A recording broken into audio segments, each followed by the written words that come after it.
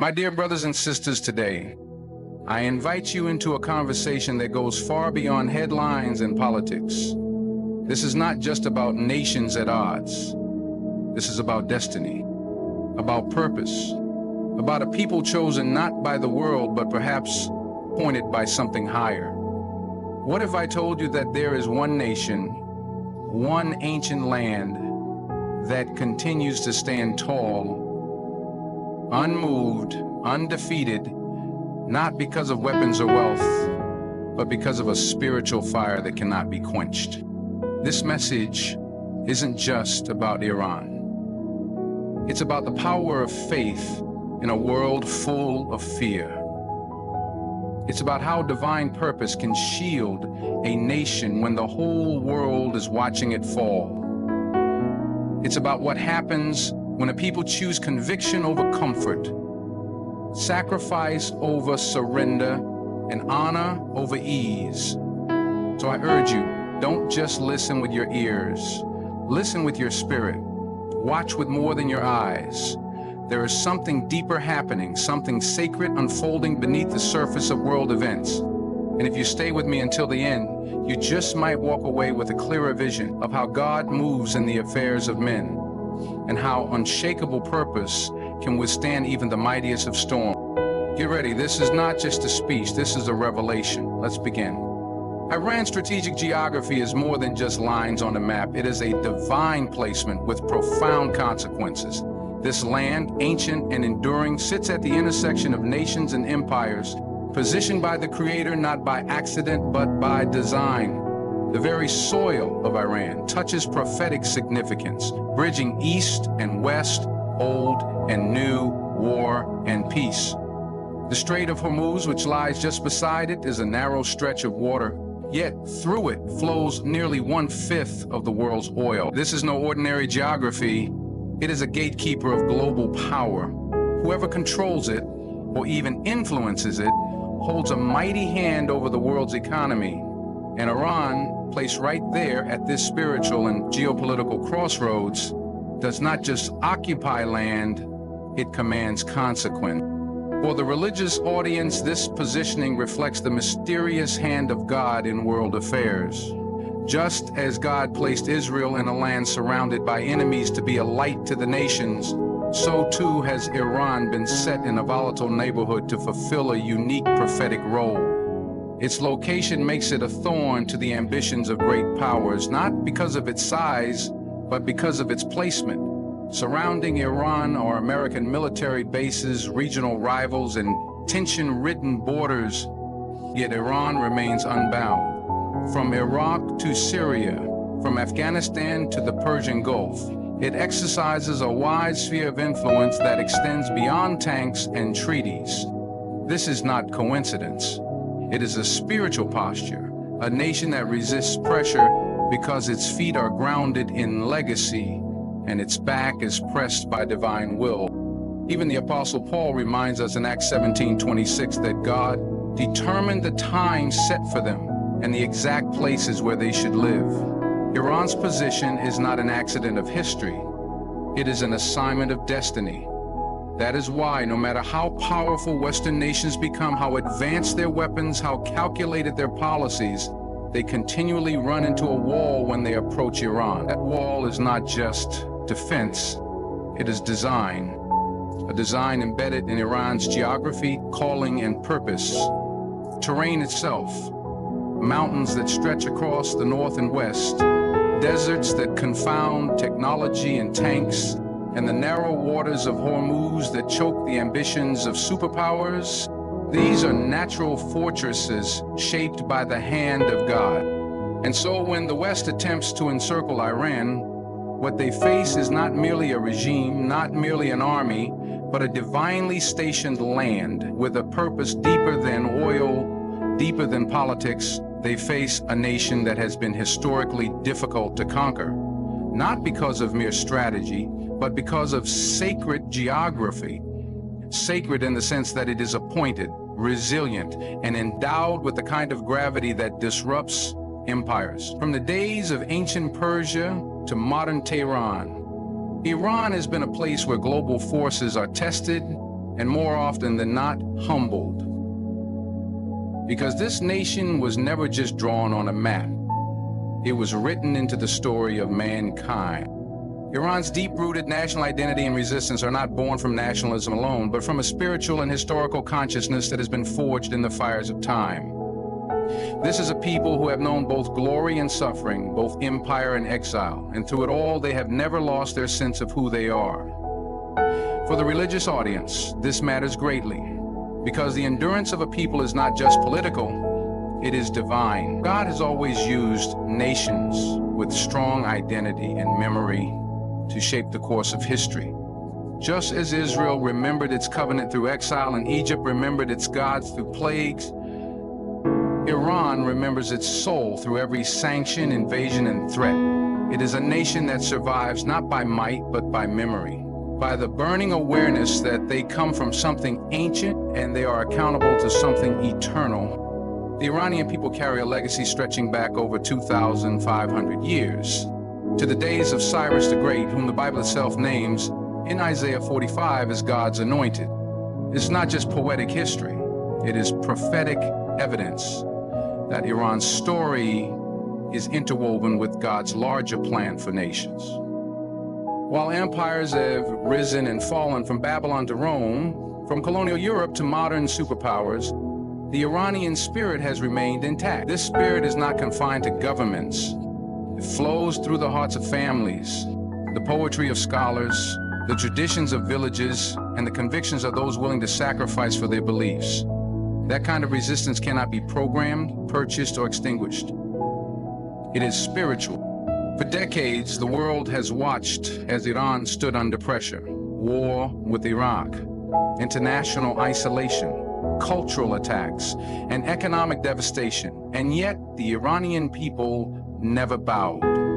Where others might have fragmented or turned inward, they turned to their identity, to their ancient language, their religious convictions, their cultural pride. That is a mark of divine resilience. In Scripture, God often chooses those who are persecuted, refined, and tested in fire. He does not always favor the comfortable, but the courageous. Iran's history is one of courage. It has endured betrayal, sabotage, and even internal unrest. Yet its people hold fast to the idea that they belong to a greater story, one written in both blood and hope. This explains why Iran is so difficult for the West to defeat.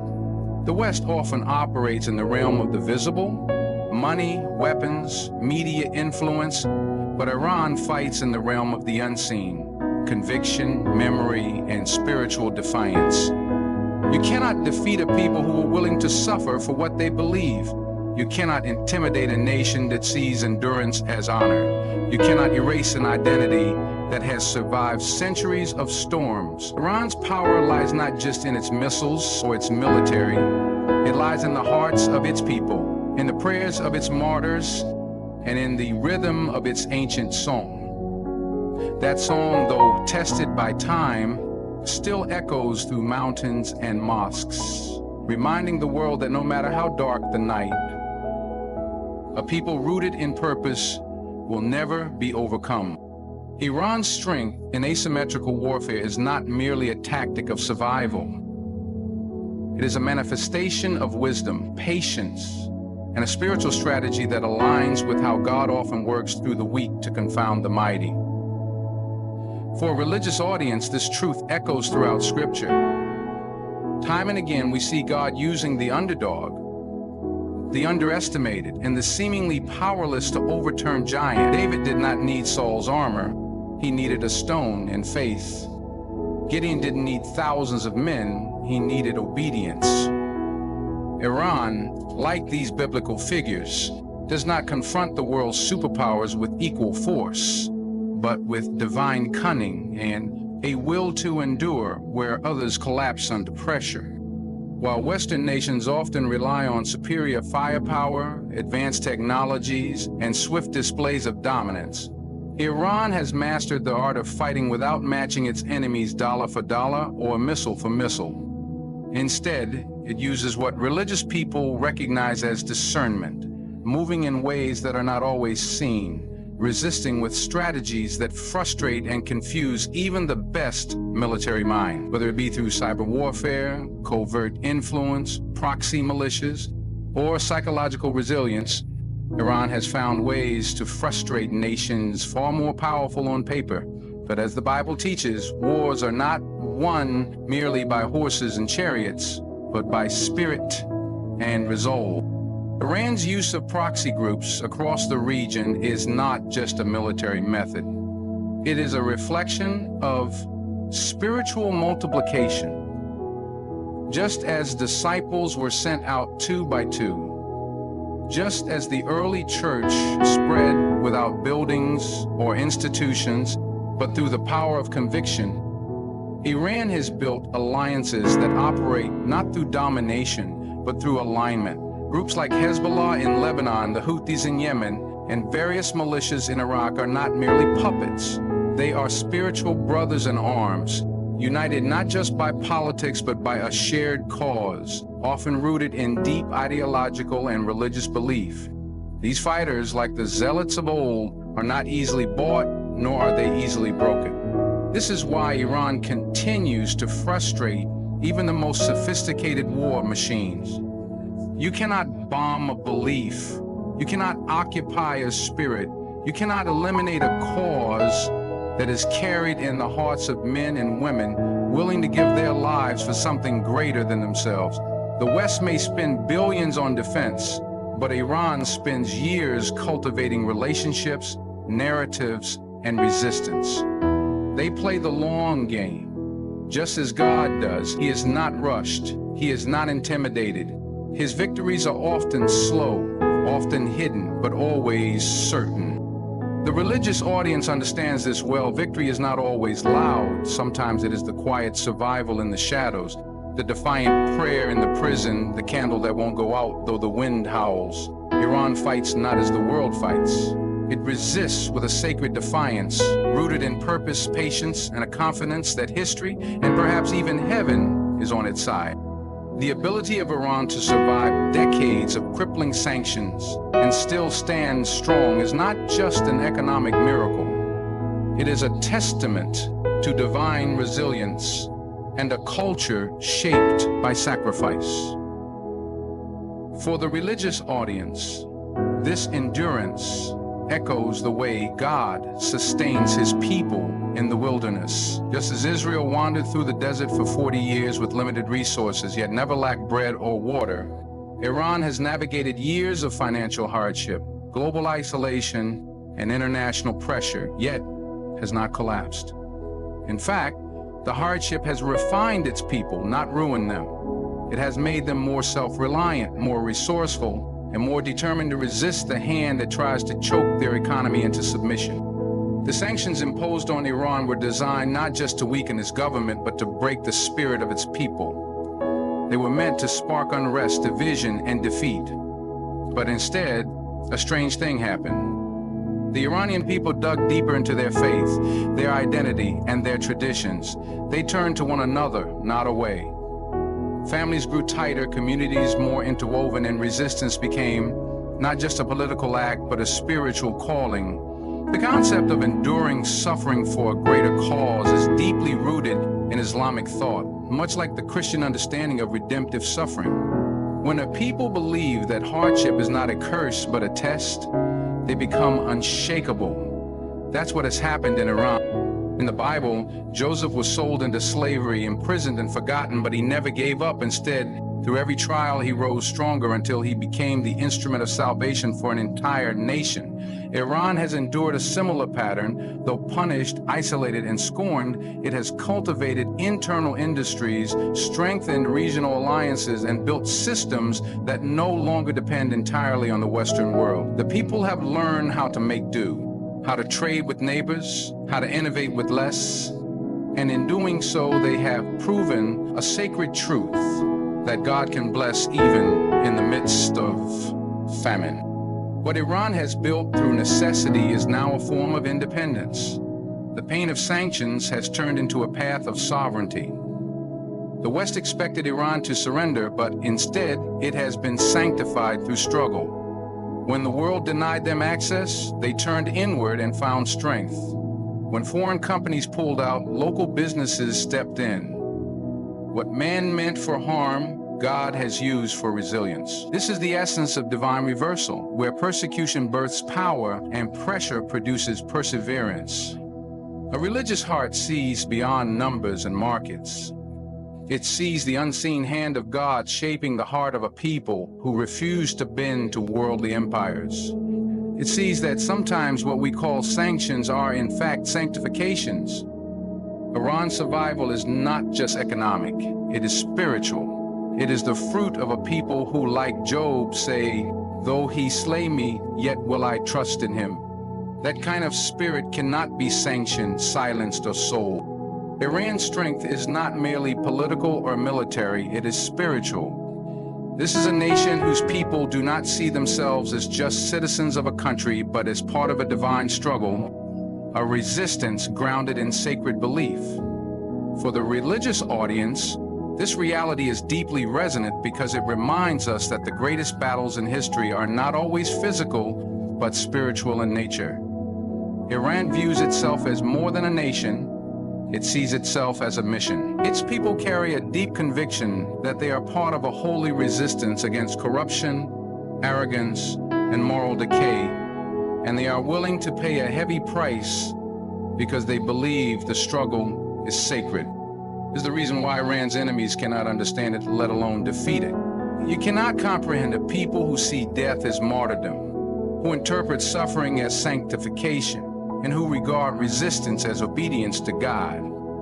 Western powers often underestimate the power of belief because their warfare is rooted in flesh and blood, economics, firepower, diplomacy.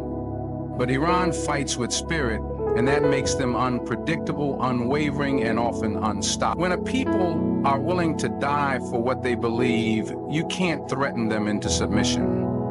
You can't intimidate someone whose hope is not in this world, but in the next. All throughout Scripture, we see the unmatched power of those who are motivated by faith. The prophets did not back down before kings. Daniel did not bow in Babylon. The apostles preached in chains. Iran's ideology is shaped by that same spiritual fiber, defiance that does not come from pride, but from purpose. Many within Iran believe they are continuing a legacy of resistance against tyranny and defending a moral standard against the world's corruption. Whether the world agrees with that belief or not is irrelevant. The key is that they believe it, and that belief fuels everything. It fuels their economy, their sacrifices, their global strategy, their endurance under hardship, and their readiness for martyrdom. This ideological backbone is passed down generationally. Young Iranians are not taught to dream of comfort, but of honor.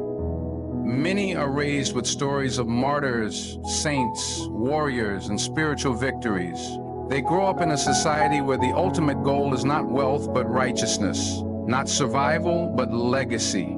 That is a different kind of civilization.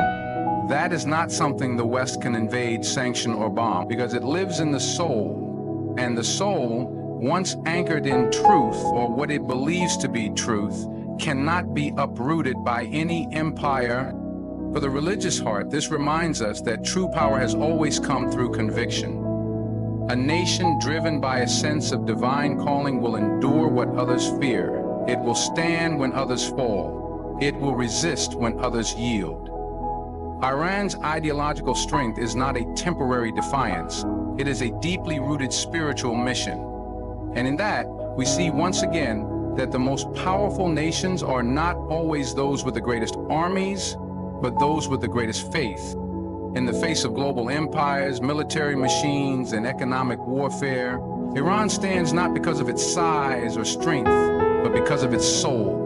It is a nation strategically placed by divine design, protected not just by geography, but by providence. Its identity, carved through centuries of history and sacrifice, has bred a culture that does not bend to pressure, but rises through it. It resists not with might alone, but with a wisdom born from endurance, faith, and purpose. The world may see missiles, protests, and politics, But beneath it all lies a people who believe they are part of a sacred mission. A nation that views suffering not as defeat, but as preparation. One that survives sanctions, transcends war, and challenges world powers not out of arrogance, but out of conviction.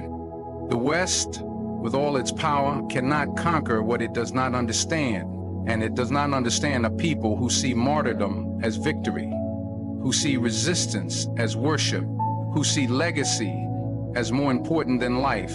That is why Iran remains undefeated, because it is not just a country, it is a cause. Not just a land, it is a legacy. And not just a headline, it is a spiritual statement written into the story of the world. To every listener, thank you for taking the time to hear this message. May your heart be stirred with truth, your mind opened with understanding, and your spirit strengthened with wisdom. Whether you agree or disagree, may you walk away with deeper insight into the power of conviction, the mystery of God's plans, and the endurance of those who believe in something greater than themselves. Stay strong, stay grounded, and never forget. True strength lies not in domination, but in purpose. May God guide you, bless you, and lead you in all truth. Thank you, and good luck on your journey ahead.